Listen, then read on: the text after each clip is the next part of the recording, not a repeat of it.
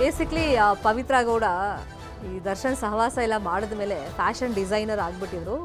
ಮುಂಚೆಯಿಂದಲೂ ಕೂಡ ತನಗೆ dress sense ಬಗ್ಗೆ ಅಥವಾ ಮೇಕಪ್ ಬಗ್ಗೆ ತುಂಬ ಇಂಟ್ರೆಸ್ಟ್ ಅಂತ ಒಂದು ಇಂಟರ್ವ್ಯೂನಲ್ಲಿ ಅವರೇ ಹೇಳ್ಕೊಂಡಿದ್ರು. ಸೊ ಇದೀಗ ಜೈಲಿಂದ ರಿಲೀಸ್ ಆಗಿ ಬರುವಾಗಲೂ ಕೂಡ ಅವ್ರ ಹೇರ್ ಸ್ಟೈಲ್ ನೋಡಿ, ಯಾಕಂದರೆ ಅವರು ಸ್ಥಳ ಮಹಜರ್ಗೆ ಅಂದರೆ ಅವ್ರ ಮನೆಗೆಲ್ಲ ಕರ್ಕೊಂಡು ಹೋಗಿದ್ರಲ್ಲ, ಸಂದರ್ಭದಲ್ಲಿ ಲಿಪ್ಸ್ಟಿಕ್ ಎಲ್ಲ ಹಾಕಿದ್ದು ಕೂಡ ದೊಡ್ಡ ಮಟ್ಟದಲ್ಲಿ ಚರ್ಚೆ ಆಗಿತ್ತು. ಪೊಲೀಸ್ ಕಸ್ಟಡಿಯಲ್ಲಿ ಇರುವಂಥ ಟೈಮ್ನಲ್ಲಿ ಲಿಪ್ಸ್ಟಿಕ್ ಎಲ್ಲ ಹಾಕೋಕೆ ಯಾರು ಅವಕಾಶ ಮಾಡಿಕೊಟ್ರು ಅವರಿಗೆ ಅಂತೆಲ್ಲ. ಸೊ ಆ ಟೈಮ್ನಲ್ಲಿ ನಮ್ಗೆ ಹೇಳ್ದೆ ಕೇಳ್ದೆ ಅವ್ರು ಲಿಪ್ಸ್ಟಿಕ್ ಹಚ್ಕೊಂಬಂದ್ಬಿಟ್ಟಿದ್ರು ಅಂಥೇಳಿ ಪೊಲೀಸರು ಹೇಳಿದರು. ಆ ಸಂದರ್ಭದಲ್ಲಿ ಮಹಿಳಾ ಸಿಬ್ಬಂದಿ ಎಲ್ಲ ಹೇಳಿದರು. ಸೊ ಈಗಲೂ ಅದೇ ಚಾರ್ಮಲ್ಲಿ ಒಟ್ಟಿನಲ್ಲಿ ಪವಿತ್ರ ಗೌಡ ಬರ್ತಿರೋದನ್ನು ಗಮನಿಸ್ತಾ ಇದ್ದೀವಿ. ಸಹಜವಾಗಿ ಇದನ್ನು ನೋಡಿದಾಗ ಅಂದರೆ ಈ ಕೊಲೆ ಪ್ರಕರಣದಲ್ಲಿ A1 ಆಗಿದ್ರು ಕೂಡ ಏನು ಪಶ್ಚಾತ್ತಾಪ ಇನ್ನೂ ಕಾಡ್ತಾ ಇಲ್ವಾ ಅಂಥೇಳಿ ಮೇಲ್ನೋಟಕ್ಕೆ ಅನಿಸೋದು ಸಹಜ. ಇದೇ ವಿಷಯವಾಗಿ ಇನ್ನಷ್ಟು ಡೀಟೇಲ್ ಆಗಿ ಇನ್ಫಾರ್ಮೇಷನ್ ಕೊಡೋದಕ್ಕೆ ಫೋನ್ ಸಂಪರ್ಕದಲ್ಲಿ ಕನೆಕ್ಟ್ ಆಗಿದ್ದಾರೆ ನಮ್ಮ ರಿಪೋರ್ಟರ್ ಮಂಜು ಆರ್ಯ. ಸೊ ಲೇಟ್ ಆದರೂ ಕೂಡ ಪವಿತ್ರ ಗೌಡ ಬರುವಾಗ ನಗುಮುಖದಲ್ಲೇ ಬರ್ತಾ ಇದ್ದಾರೆ. ಮತ್ತು ಅದೇ ಅಂದರೆ ಮೇಕಪ್ ಇರ್ಬೋದು, ಡ್ರೆಸ್ ಸೆನ್ಸ್ ಇರ್ಬೋದು, ಅದೇನು ಬದಲಾಗಿಲ್ಲ. ಸ್ವಲ್ಪ ಪಶ್ಚಾತ್ತಾಪನೂ ಕಾಡ್ತಾ ಇರಂಗಿಲ್ಲ. ಎನಿವೇಸ್, ಈಗ ಎಲ್ಲಿಗೆ ಹೋಗ್ತಾರೆ ಅಂತ ಮಾಹಿತಿ ಸಿಕ್ಕಿದೆ. ಶರ್ಮಿತಾ, 6 ತಿಂಗಳ ಬಳಿಕ ರೇಣುಕಾಸ್ವಾಮಿ ಕೊಲೆ ಪ್ರಕರಣದಲ್ಲಿ A1 ಆರೋಪಿಯಾಗಿರುವಂತಹ ಪವಿತ್ರ ಗೌಡಗೆ ಜಾಮೀನು ಸಿಕ್ಕಿರುವಂತಹದ್ದು. ಶುಕ್ರವಾರನೇ ಜಾಮೀನು ಸಿಕ್ಕಿದ್ರು ಕೂಡ ಅಷ್ಟೇ ಒಂದಷ್ಟು ಫಾರ್ಮಾಲಿಟೀಸ್ ಮಾಡುವಂತಹದ್ದು ತಡ ಆಗಿದ್ದಂತ ಕಾರಣಕ್ಕೋಸ್ಕರ ಇವತ್ತು ಬೆಳಿಗ್ಗೆ 9:00 ರಿಲೀಸ್ ಆಗ್ತಾರೆ. 9:00 ರಿಲೀಸ್ ಆದಂತ ಸಂದರ್ಭದಲ್ಲಿ ಎಲ್ಲೋ ಒಂದ್ ಕಡೆ ಕ್ಯಾಮ್ರಾಗಳನ್ನ ಕಂಡು ಪವಿತ್ರ ಗೌಡ ನೇರವಾಗಿ ಪರಪ್ಪನ ಅಗ್ರಹಾರ ಪೊಲೀಸ್ ಸ್ಟೇಷನ್ಗೆ ಹೋಗ್ತಾರೆ. ಯಾಕಂದ್ರೆ ಅಲ್ಲೂ ಕೂಡ ಅಷ್ಟೇ ಒಂದು ಸೈನ್ ಹಾಕ್ಬೇಕಾಗಿತ್ತು. ಇಮಿಡಿಯೇಟ್ ಆಗಿ ಏನ್ ಮಾಡ್ತಾರೆ ಅಂತಂದ್ರೆ ಅವರ ಇನ್ಫ್ಲೂಯೆನ್ಸ್ ಅನ್ನ ಬಳಸ್ಕೊಂಡು ಕಾರನ್ನ ಹೊರಗಡೆ ತಗೊಂಡು ವಿಜುವಲ್ ಕೂಡ ಅಷ್ಟೇ ಮಾಧ್ಯಮದವರಿಗೆ ಸಿಗದ ರೀತಿಯಲ್ಲಿ ಹೊರಗಡೆ ಬರೋದಕ್ಕೆ ಪ್ರಯತ್ನವನ್ನ ಮಾಡಿದ್ರು. ಆದ್ರೆ ಎಲ್ಲೋ ಒಂದ್ ಕಡೆ ಪೊಲೀಸರು ಅದಕ್ಕೆ ನಿರಾಕರಿಸಿದ್ರು. ಎಲ್ಲರೂ ಕೂಡ ಅಷ್ಟೇ ಯಾವ ರೀತಿಯಾಗಿ ಜೈಲಿಂದ ರಿಲೀಸ್ ಆಗ್ತಾರೋ ಅದೇ ರೀತಿ ನೀವು ರಿಲೀಸ್ ಆಗಿದ್ರೆ ನೀವು ನಡ್ಕೊಂಡೇ ಹೋಗಿ ಪ್ರಿಮಿಸಿಸ್ ಬಿಟ್ಟು ನೀವು ಕಾರ್ ಹತ್ಕೊಂಡು ಹೋಗಿ ಅನ್ನುವಂತ ಒಂದು ಸೂಚನೆಯನ್ನ ಕೂಡ ಪವಿತ್ರ ಗೌಡ ಕೊಟ್ರು. ಇದಕ್ಕೂ ಮೊದಲು ಕೂಡ ಅಷ್ಟೇ ಪವಿತ್ರ ಗೌಡ ತಾಯಿ ಕೂಡ ಅಷ್ಟೇ ಅವರು ಪರಪ್ಪನ ಅಗ್ರಹಾರ ಜೈಲಿಗೆ ಬೆಳಗ್ಗೆ 8 ಗಂಟೆಗೆ ಬಂದಿದ್ರು. ಬಂದು ಅವರು ಕೂಡ ಅಷ್ಟೇ ಅಲ್ಲಿ ಜೈಲಿನ ಆವರಣದಲ್ಲಿರುವಂತಹ ದೇವಾಲಯಕ್ಕೆ ಪೂಜೆಯನ್ನ ಸಲ್ಲಿಸಿದ್ರು, ಜೊತೆಗೆ ಹಾರವನ್ನ ಹಾಕಿದ್ರು. ಇದಂತ ಬಳಿಕ ಪವಿತ್ರ ಗೌಡ ಕೂಡ ಅಷ್ಟೇ ಎಲ್ಲೊಂದ್ ಕಡೆ ಎಲ್ಲರೂ ಕೂಡ ಹೇಳ್ತಾ ಇದ್ರು ಪವಿತ್ರ ಗೌಡ ಸೊರಗಿದ್ದಾರೆ, ಚಿಂತೆಗೊಳಗಾಗಿದ್ದಾರೆ, ಎಲ್ಲೊಂದ್ ಕಡೆ ತೂಕ ಇಳಿಮುಖರಾಗಿದ್ದಾರೆ ಅಂತ ಹೇಳ್ಬಿಟ್ಟು. ಆದ್ರೆ ಪವಿತ್ರ ಗೌಡ ಮುಖದಲ್ಲಿ ಅದು ಯಾವ್ದು ಕೂಡ ಕಾಣಲಿಲ್ಲ. ಆರಾಮಾಗಿ ನಗ್ನಕೊಂಡೆ ಹೊರಗಡೆ ಬಂದ್ರು. ಹೊರಗಡೆ ಬಂದಂತ ಬಳಿಕ ಏಕಾಏಕಿ ಅವರು ದೇವಸ್ಥಾನ ಏನಿತ್ತು ಅವ್ರು ತಾಯಿ ಪೂಜೆ ಮಾಡಿದ್ರು ಅಲ್ಲಿಗೆ ಹೋಗಿ ಅಲ್ಲಿ ನಮಸ್ಕಾರವನ್ನು ಕೂಡ ಹಾಕೊಂಡು ಅಲ್ಲಿ ದೃಷ್ಟಿಯನ್ನ ತೆಗೆಸ್ಕೊಂಡು ಅದಾಗಿದ್ದಾದಂತ ಬಳಿಕ ಹೊರಗಡೆ ಬಂದಿದ್ದಾರೆ. ಸದ್ಯಕ್ಕಿರುವಂತಹ ಮಾಹಿತಿಯ ಪ್ರಕಾರ ಅವರ ತಾಯಿಯ ನಿವಾಸಕ್ಕೆ ಹೋಗ್ತಿದ್ದಾರೆ ಅನ್ನೋದ್ರ ಬಗ್ಗೆ ಮಾಹಿತಿ ಇದೆ. ಬಹುತೇಕ ಮಾಧ್ಯಮದವರೊಂದಿಗೆ ಕೂಡ ಅಷ್ಟೇ ಯಾವುದೇ ರೀತಿಯ ಪ್ರತಿಕ್ರಿಯೆಯನ್ನು ಕೂಡ ಪವಿತ್ರ ಗೌಡ ಕೊಡೋಕೆ ಮುಂದಾಗಲಿಲ್ಲ. ಪವಿತ್ರ ಗೌಡ ಜೊತೆಗೆ ಪ್ರದೂಷ್ ಕೂಡ ಅಷ್ಟೇ ರಿಲೀಸ್ ಆಗಿದ್ದಾರೆ.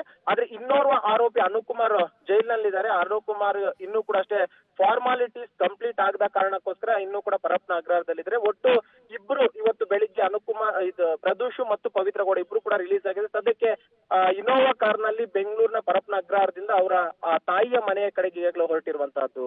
ಶರ್ಮಿತಾ, ಏನಾದರೂ ದರ್ಶನ್ ಭೇಟಿ ಮಾಡೋ ಪ್ರಯತ್ನದ ಬಗ್ಗೆ ಮಾಹಿತಿ? ಯಾಕಂದರೆ ಇವಾಗ ಜೈಲಲ್ಲಿ ಅಂದರೆ ಪರಪ್ಪನ ಅಗ್ರಹಾರ ಸೇರಿದಾಗಿಂದಲೂ ಕೂಡ ವಿಡಿಯೋ ಕಾನ್ಫರೆನ್ಸ್ಗೆ ಒಂದೇ ಹಾಲ್ಗೆ ಇವ್ರನ್ನ ಕರ್ಕೊಂಬಂದಂಥ ಸಂದರ್ಭದಲ್ಲಿ ದರ್ಶನ್ ತನ್ನ ಮುಖ ನೋಡ್ತಿಲ್ಲ, ಸರಿಯಾಗಿ ಮಾತಾಡ್ತಿಲ್ಲ, ಇಂಥದ್ದೆಲ್ಲ ಬೇಸರಕ್ಕೆ ಕಾರಣ ಆಗಿತ್ತು ಅಂತ ಹೇಳ್ತಿದ್ರಲ್ಲ. ಈಗ ರಿಲೀಸ್ ಆಗಿರೋದ್ರಿಂದ ದರ್ಶನ್ ಭೇಟಿ ಮಾಡೋ ಪ್ರಯತ್ನದ ಬಗ್ಗೆ ಮಾಹಿತಿ ಮಂಜು? ಶರ್ಮಿತಾ, ಸದ್ಯದ ಮಟ್ಟಿಗೆ ದರ್ಶನ ಭೇಟಿಯಾಗುವಂತದ್ದು ಸಾಧ್ಯ ಇಲ್ಲ ಅನ್ಕೊಂತೀವಿ. ಯಾಕಂದ್ರೆ ವಿಜಯಲಕ್ಷ್ಮಿ ಎಲ್ಲದಕ್ಕೂ ಕೂಡ ಅಡ್ಡಗಾಲ ಹಾಕಿರುವಂತದ್ದು. ಯಾಕಂದ್ರೆ ತನ್ನ ಗಂಡನನ್ನ ಬಿಡಿಸ್ಕೊಳ್ಳೋದಕ್ಕೆ ವಿಜಯಲಕ್ಷ್ಮಿ ಎಷ್ಟೆಲ್ಲಾ ಪ್ರಯತ್ನಗಳು ಮಾಡಿದ್ರು ಅಂತ ಕೂಡ ನಾವು ನೋಡಿದ್ವಿ. ಈ ಒಂದು ಸಂದರ್ಭದಲ್ಲಿ ಇನ್ನೂ ಕೂಡ ಅಷ್ಟೇ ನಟ ದರ್ಶನ್ BGS ಆಸ್ಪತ್ರೆಯಲ್ಲಿ ಟ್ರೀಟ್ಮೆಂಟ್ ಅಲ್ಲಿ ಇದ್ದಾರೆ. ಮತ್ತೊಂದು ಕಡೆ ಪವಿತ್ರ ಗೌಡ ಕೂಡ ಇವತ್ತು ರಿಲೀಸ್ ಆಗಿದ್ದಾರೆ. ಬಹುತೇಕ ಫೋನ್ ಕಾಲ್ ನಲ್ಲಿ ಏನಾದ್ರೂ ಮಾತಾಡ್ಬೋದೇನೋ, ಆದ್ರೆ ಭೇಟಿ ಅನ್ನುವಂಥದ್ದು ಸದ್ಯಕ್ಕೆ ವಿಜಯಲಕ್ಷ್ಮಿ ಅಂತೂ ಯಾವುದೇ ಕಾರಣಕ್ಕೂ ಬಿಡೋದಿಲ್ಲ. ಯಾಕಂದ್ರೆ ವಿಜಯಲಕ್ಷ್ಮಿ ಕೂಡ ಅಷ್ಟೇ ಆಕೆಯ ಸಹವಾಸವನ್ನ ಕಂಪ್ಲೀಟ್ ಆಗಿ ಬಿಡುವಂತೆ ನಟ ದರ್ಶನ್ ಬಳಿ ಕೂಡ ಅಷ್ಟೇ ಅವ್ರು ಮನವಿಯನ್ನ ಕೂಡ ಮಾಡ್ಕೊಂಡಿದ್ರು. ದರ್ಶನ್ ಕೂಡ ಅಷ್ಟೇ ಆಕೆಯ ಸಹವಾಸವನ್ನ ಬಿಡ್ತೀನಿ ಅನ್ನುವಂತ ಒಂದಷ್ಟು ಮಾತುಗಳನ್ನು ಕೂಡ ಹೇಳಿದ್ರು. ಈ ಒಂದು ಸಂದರ್ಭದಲ್ಲಿ ಎಲ್ಲೋ ಒಂದ್ ಕಡೆ ಪವಿತ್ರ ಗೌಡ ಕೂಡ ಅಷ್ಟೇ ಇವತ್ತು ರಿಲೀಸ್ ಆಗಿರುವಂತ ಹಿನ್ನೆಲೆಯಲ್ಲಿ ಈಗ ಏಕಾಏಕಿ ಅವರ ತಾಯಿಯ ಮನೆಗೆ ಹೋಗ್ತೀನಿ ಅನ್ನುವಂತ ಒಂದು ವಿಚಾರವನ್ನು ಕೂಡ ಹೇಳಿರುವಂತದ್ದು. ಯಾಕಂದ್ರೆ ಇಲ್ಲಿ RR ನಗರದ ನಿವಾಸಕ್ಕೆ ಹೋಗ್ತಾ ಇಲ್ಲ, ಬದಲಾಗಿ ಅವ್ರ ತಾಯಿಯ ನಿವಾಸಕ್ಕೆ ಹೋಗ್ತಿದ್ದಾರೆ. ಬಹುತೇಕ ಕೆಲ ದಿನಗಳಾದಂತ ಬಳಿಕ RR ನಗರ ನಿವಾಸಕ್ಕೆ ಬರುವಂತ ಚಾನ್ಸಸ್ ಇದೆ. ಆದ್ರೆ ಸದ್ಯಕ್ಕಿರುವಂತಹ ಮಟ್ಟಿಗೆ ಮತ್ತು ಕೆಲ ಮೂಲಗಳ ಮಾಹಿತಿಯ ಪ್ರಕಾರವಾಗಿ ದರ್ಶನ್ ಭೇಟಿ ಆಗೋದಿಲ್ಲ ಅನ್ನುವಂಥದ್ರ ಬಗ್ಗೆ ಮಾಹಿತಿ ಇದೆ. ಫೈನ್. ಈಗ ವಾಟ್ ನೆಕ್ಸ್ಟ್ ಅನ್ನೋ ಪ್ರಶ್ನೆ ಸಹಜವಾಗಿ ಮೂಡುತ್ತೆ. ಯಾಕಂದರೆ ದರ್ಶನ್ ಸಹವಾಸ ಮಾಡಿದ ಮೇಲೆ ಐಷಾರಾಮಿ ಜೀವನವನ್ನು ಪವಿತ್ರ ಗೌಡ ನಡೆಸ್ತಾ ಇದ್ರು. ಆ ಮನೆ ಕೂಡ ಸಾಲದಲ್ಲಿ ಕೊಡಿಸಿದ್ರು ಕೂಡ ದರ್ಶನೇ ಕೊಡಿಸಿದ್ದು. ಮತ್ತು ಒಂದು ಇವಾಗ ಅವರೊಂದು ಬೊಟಿಕ್ ಶಾಪನ್ನು ಕೂಡ ಇಟ್ಕೊಂಡಿದ್ರು ಫ್ಯಾಷನ್ ಡಿಸೈನಿಂಗ್ ಮಾಡ್ತಾ. ಸೊ ಆ ಬಿಸ್ನೆಸ್ ಕಡೆ ಗಮನ ಹರಿಸಬೇಕಾಗತ್ತೆ. ಇದ್ರ ಬಗ್ಗೆ ಏನಾದರೂ ಮಾಹಿತಿಗಳು?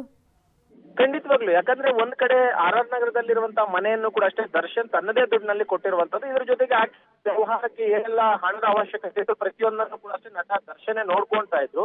ಆದ್ರೆ ಈಗ ಅವರ ಜೈಲಿನಿಂದ ಹೊರಗಡೆ ಬಂದಂತ ಬಳಿಕ ಮತ್ತೆ ದರ್ಶನ್ ಆಕೆ ಜೊತೆ ಮಾತನಾಡ್ತಾರಾ ಇಲ್ವಾ ಅನ್ನುವಂಥದ್ದು ಇನ್ನೂ ಕೂಡ ನಿಗೂಢವಾಗಿರುವಂತದ್ದು. ಯಾಕಂದ್ರೆ ಇದರಲ್ಲಿ ವಿಜಯಲಕ್ಷ್ಮಿ ಕೂಡ ಅಷ್ಟೇ ಈಗಾಗಲೇ ನಿಂತಿರುವಂತ ಕಾರಣಕ್ಕೋಸ್ಕರ ಯಾವುದೇ ಕಾರಣಕ್ಕೂ ತನ್ನ ಗಂಡನನ್ನ ಮತ್ತೆ ಆಕೆಯ ಜೊತೆ ಸಹವಾಸಕ್ಕೆ ಬಿಡೋದಿಲ್ಲ. ಯಾಕಂದ್ರೆ ಆಕೆಯ ಸಹವಾಸವನ್ನ ಮಾಡಿ ಈ ರೀತಿಯಾಗಿ ದೊಡ್ಡ ನಟ ಒಂದು ಕೊಲೆ ಪ್ರಕರಣದಲ್ಲಿ ಜೈಲು ಸೇರ್ತಾನೆ ಅಂತಂದ್ರೆ ಇದೆಲ್ಲದಕ್ಕೂ ಕೂಡ ಅಷ್ಟೇ ನೇರ ಕಾರಣ ಆಕೆನೆ.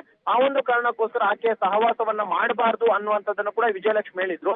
ಯಾಕಂದ್ರೆ ನಟ ದರ್ಶನ್ ಬೆನ್ನು ನೋವಿನ ಬಳಲ್ತಿದ್ದಂತ ಪ್ರತಿನಿತ್ಯ ಕೂಡ ಅಷ್ಟೇ ವಿಜಯಲಕ್ಷ್ಮಿ ಬಳ್ಳಾರಿ ಜೈಲ್ವರೆಗೂ ಕೂಡ ಹೋಗಿ ತನ್ನ ಗಂಡನ ಯೋಗಕ್ಷೇಮಗಳನ್ನು ವಿಚಾರಿಸ್ತಾ ಇದ್ಲು, ನೋಡ್ತಾ ಇದ್ಲು, ವಕ್ತರ ಜೊತೆ ನಿರಂತರವಾದಂತ ಚರ್ಚೆಯಲ್ಲಿದ್ರು.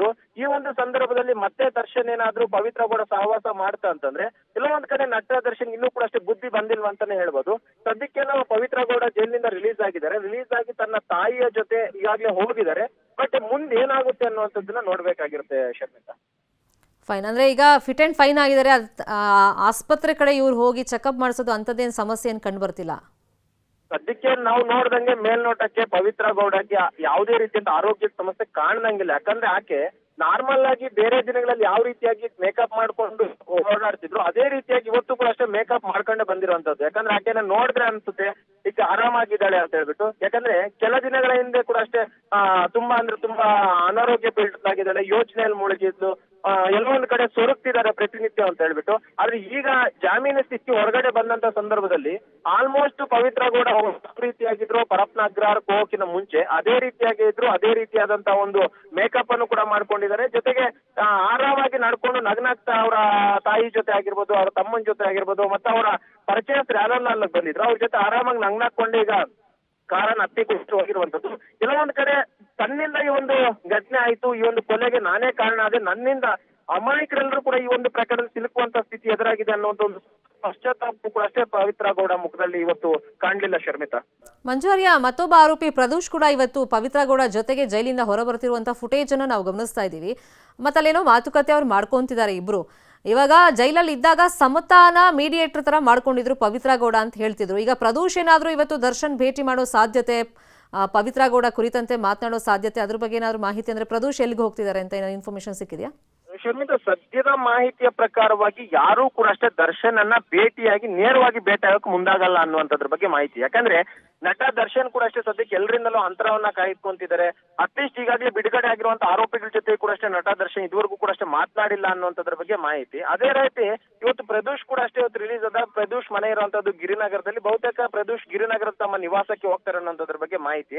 ಯಾಕಂದ್ರೆ ಇಲ್ಲಿ ಪ್ರಮುಖವಾಗಿ ನಟ ದರ್ಶನ್ ಇರುವಂತಹ ಒಂದು ಹಾಸ್ಪಿಟಲ್ ನ ರೂಮ್ ಏನಿದೆ ಅಲ್ಲಿ ಯಾರನ್ನು ಕೂಡ ಬಿಡ್ತಿಲ್ಲ. ಕೇವಲ ವಿಜಯಲಕ್ಷ್ಮಿ ಆಗಿರ್ಬೋದು, ನಟ ಧನ್ವೀರ್ ಆಗಿರ್ಬೋದು, ದಿನಕರ್ ಬಿಟ್ರೆ ಉಳಿದಂತವ್ರು ಯಾರೇ ಹೋಗ್ಬೇಕಂದ್ರೂ ಕೂಡ ಅಷ್ಟೇ ಕುಟುಂಬಸ್ಥರ ಒಂದು ಪರ್ಮಿಷನ್ ಬೇಕಾಗುತ್ತೆ. ಮತ್ತು ಯಾವ ಕಾರಣಕ್ಕೋಸ್ಕರ ಅವ್ರು ಬರ್ತಿದ್ದಾರೆ ಅನ್ನೋದ್ರ ಬಗ್ಗೆ ಕೂಡ ಅಷ್ಟೇ ಅವ್ರಿಗೆ ಕೇಳ್ತಾರೆ. ಆ ಒಂದು ಕಾರಣಕ್ಕೋಸ್ಕರ ಸದ್ಯದ ಮಟ್ಟಿಗೆ ನಟ ದರ್ಶನ ಯಾರೂ ಭೇಟಿಗೆ ಮುಂದಾಗ್ತಿಲ್ಲ ಅನ್ನುವಂಥದ್ದು ಗೊತ್ತಾಗಿದೆ. ಅದೇ ರೀತಿ ಪ್ರದೋಷ್ ಮತ್ತು ಪವಿತ್ರ ಗೌಡ ಇಬ್ರು ಕೂಡ ರಿಲೀಸ್ ಆಗಿ ಜೊತೆಯಲ್ಲೇ ಹೊರಗಡೆ ಬರ್ತಾರೆ. ಹೊರಗಡೆ ಬಂದಿದ್ದಾದಂತ ಬಳಿಕ ನೇರವಾಗಿ ಪರಪ್ನಗರ ಸ್ಟೇಷನ್ಗೆ ಹೋಗ್ತಾರೆ. ಅಲ್ಲಿ ಕೂಡ ಅಷ್ಟೇ. ಯಾಕಂದ್ರೆ ಯಾವುದೇ ಒಬ್ಬ ಆರೋಪಿ ಜೈಲಿಂದ ಬಿಡುಗಡೆ ಆಗಿ ಹೊರಗಡೆ ಬರ್ಬೇಕಂತಂದ್ರೆ ಸಾಕು, ಆ ಎಂಟ್ರಿ ಅಲ್ಲಿ ಬುಕ್ ಅಂತ ಏನಿರುತ್ತೆ, ಒಂದು ಬುಕ್ ಇರುತ್ತೆ, ಅದರಲ್ಲಿ ರಿಲೀಸ್ ಆಗ್ತಾ ಇದೀವಿ ಇಂಥ ಟೈಮ್ಗೆ ಇಂಥ ಡೇಟ್ ಅಂತ ಹೇಳಿ ಮೆನ್ಷನ್ ಮಾಡ್ಬೇಕಾಗಿರುತ್ತೆ. ಕೆಲವೊಂದ್ ಕಡೆ ಇಲ್ಲಿ ಮಾಧ್ಯಮದವ್ರು ಎಲ್ಲರೂ ಕೂಡ ಕಾಯ್ತಿದ್ದಂತ ಕಾರಣಕ್ಕೋಸ್ಕರ ಪವಿತ್ರ ಗೌಡ ನೇರವಾಗಿ ಪೊಲೀಸ್ ಸ್ಟೇಷನ್ಗೆ ಹೋಗಿ ಅಲ್ಲಿಯೇ ಸಿಗ್ನೇಚರ್ ಅನ್ನ ಮಾಡಿ ಅವ್ರು ಹೊರಗಡೆ ಬಂದ್ರು. ಈ ಒಂದು ಸಂದರ್ಭದಲ್ಲಿ ಪ್ರದೋಷ್ ಜೊತೆ ಕೂಡ ಅಷ್ಟೇ ಒಂದಷ್ಟು ಮಾತುಕತೆಯನ್ನ ಮಾಡಿದ್ರು. ಯಾಕಂದ್ರೆ ಇಷ್ಟು ದಿನಗಳು ಕೂಡ ಪ್ರದೋಷ್ ಒಂದು ಬೇರೆ ಬ್ಯಾರಕ್ಕಲ್ಲಿದ್ದ, ಪವಿತ್ರ ಗೌಡ ಒಂದು ಬೇರೆ ಬ್ಯಾರಕ್ಕಲ್ಲಿದ್ದ. ಈ ಒಂದು ಪ್ರಕರಣದಲ್ಲಿ ಕಂಪ್ಲೀಟ್ ಆಗಿ ಪ್ಲಾನಿಂಗ್ ಎಲ್ಲವನ್ನೂ ಕೂಡ ಕೊಟ್ಟಿದ್ದು ಇದೇ ಒಂದು ಪ್ರದೇಶ. ಯಾಕಂದ್ರೆ ರೇಣುಕಾಸ್ವಾಮಿ ಮೃತದೇಹವನ್ನ ನಾವು ಹೋಗಿ ಬಿಸಾಡೋಣ ಅನ್ನುವಂತ ಒಂದು ಪ್ಲಾನಿಂಗ್ ಕೂಡ ಕೊಟ್ಟಿದ್ದು ಇದೇ ಪ್ರದೇಶ. ಯಾಕಂದ್ರೆ ಈ ಒಂದು ಕೊಲೆ ಆದಂತ ಬಳಿಕ ನಟ ದರ್ಶನ್, ಪ್ರದೋಷ್, ವಿನಯ್ ಎಲ್ಲರೂ ಕೂಡ ಸೇರ್ಕೊಂಡು ಮೀಟಿಂಗ್ ಅನ್ನ ಮಾಡ್ತಾರೆ. ಆ ಮೀಟಿಂಗ್ ಮಾಡಿದಂತ ಸಂದರ್ಭದಲ್ಲೂ ಕೂಡ ಅಷ್ಟೇ ಈ ಒಂದು ಪ್ರದೇಶ ಈ ಒಂದು ರೇಣುಕಾಸ್ವಾಮಿ ಮೃತದೇಹವನ್ನ ಬೇರೆ ಕಡೆ ಹೋಗಿ ಬಿಸಾಕೋಣ ಅನ್ನುವಂತ ಒಂದಲ್ಲಿ ಚರ್ಚೆಯನ್ನ ಮಾಡಿದ್ರು. ಇದಿಷ್ಟೇ ಅಲ್ಲದೆ ಈ ಪ್ರದೋಷ ಸಬ್ ಇನ್ಸ್ಪೆಕ್ಟರ್ ಒಬ್ರಿಗೂ ಕೂಡ ಅಷ್ಟೇ ನಿರಂತರ ಕರೆಗಳನ್ನ ಮಾಡ್ಬಿಟ್ಟು ಈ ರೀತಿಯಾಗಿದೆ, ಏನ್ ಮಾಡ್ಬೇಕು ಏನಿಲ್ಲ ಅಂತ ಪ್ರತಿಯೊಂದು ಕೂಡ ಅಷ್ಟೇ ಡೈರೆಕ್ಷನ್ಸ್ ಅನ್ನ ಮಾಡಿರುವಂತದ್ದು. ಕೆಲವೊಂದು ಕಡೆ ಈ ಒಂದು ಮೃತದೇಹವನ್ನ ಬಿಸಾಕುವಂತದ್ರಲ್ಲಾಗಿರ್ಬೋದು ಅಥವಾ ಆರೋಪಿಗಳನ್ನ ಸರೆಂಡರ್ ಮಾಡಿಸುವಂತದ್ದಾಗಿರ್ಬೋದು, ಪ್ರತಿಯೊಂದನ್ನು ಕೂಡ ಅಷ್ಟೇ ಮುಂದಾಳತ್ವವನ್ನು ವಹಿಸಿರುವಂತದ್ದು ಇದೇ ಒಂದು ಪ್ರದೋಷ್. ಆದ್ರೆ 6 ತಿಂಗಳಾಗಿತ್ತು. ಪ್ರದೋಷ್ ಒಂದು ಬೇರೆ ಬ್ಯಾರಕ್ಕಲ್ಲಿದ್ದ, ಪವಿತ್ರ ಗೌಡ ಮಹಿಳಾ ಬ್ಯಾರಕ್ಕಲ್ಲಿದ್ರು. ಈಗ ಹೊರಗಡೆ ಬಂದಂತ ಬಳಿಕ ಅವರು ಕೂಡ ಅಷ್ಟೇ ಒಂದು 15-20 ನಿಮಿಷಗಳ ಕಾಲ ಮಾತುಕತೆಯನ್ನ ಮಾಡಿದ್ರು. ಮಾತುಕತೆ ಆದಂತ ಬಳಿಕ ಕುಟುಂಬಸ್ಥರಲ್ಲಿ ಹೋಗಿದಂತ ಬಳಿಕ ಪವಿತ್ರ ಗೌಡರನ್ನ ಅವರ ಕುಟುಂಬದ ಕರ್ಕೊಂಡಿದ್ರೆ, ಇನ್ನ ಪ್ರದೋಷನ್ನ ಅವರ ಸ್ನೇಹಿತರು ಕೂಡ ಅಷ್ಟೇ ಬಂದಿದ್ದು. ಅವರು ಸದ್ಯಕ್ಕೆ ಪ್ರದೋಷ್ನ ಕರ್ಕೊಂಡು ಈಗ ಬೆಂಗಳೂರಿನ ಕಡೆ ಹೊರಟಿದ್ದಾರೆ ಶರ್ಮಿತಾ.